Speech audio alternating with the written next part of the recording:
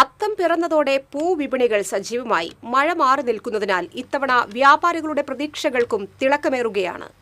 ആശങ്കയുടെ കരിമേഘങ്ങളൊക്കെ പെയ്തൊഴിഞ്ഞു, മാനം തെളിഞ്ഞു, പൂവിപണി സജീവമായി.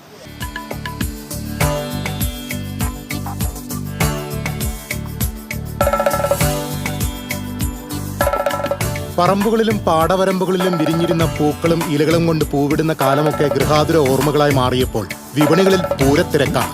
നഗരങ്ങളിൽ മാത്രമല്ല നാട്ടിൻപുറങ്ങളിലും പൂക്കച്ചവടം തകൃതി. വടക്കുംനാഥ ക്ഷേത്രത്തിന്റെ കിഴക്കേ നടയിലെത്തിയാൽ ഏതു തരം പൂവ് വേണമെങ്കിലും കൊണ്ടുപോകാം. വ്യത്യസ്ത തരം പൂക്കൾ അടങ്ങിയ ചെറിയ കിറ്റുകളും ലഭ്യമാണ്. ചെണ്ടുമല്ലി 2 തരമുണ്ട്, ഓറഞ്ച്, മഞ്ഞ, ആസ്റ്റർ ഒരു 2 തരമുണ്ട്, പിങ്ക്, വയലറ്റ്, വെള്ളജമന്തി, റോസ്, പിന്നെ വാടാമല്ലി. ഇനിയുള്ള ദിവസങ്ങൾ പൂക്കള മത്സരങ്ങളുടേത് കൂടിയാണ്. അതിനാൽ വിപണി കൂടുതൽ സജീവമാകും.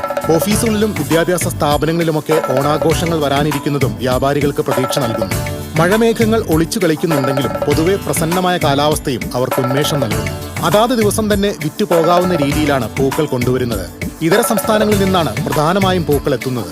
മഞ്ഞയും ഓറഞ്ചും നിറങ്ങളിലുള്ള ചെണ്ടുമല്ലിക്ക് കിലോയ്ക്ക് 100 രൂപയാണ് വില. വാടാമല്ലിക്ക് കിലോയ്ക്ക് 200 രൂപ നൽകണം.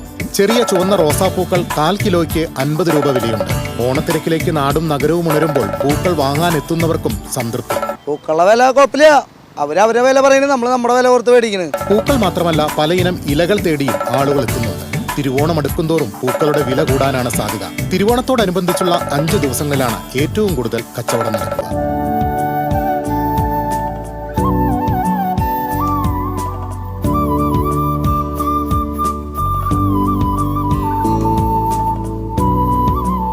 വളരെ ആവേശത്തോടു കൂടി തന്നെയാണ് പൂവിപണി ഇത്തവണത്തെ ഓണത്തെ കാത്തിരിക്കുന്നത്. ക്യാമറമാൻ ആഷിഖ് വേലൂരിനൊപ്പം KB ലിബീഷ്, തൃശൂർ.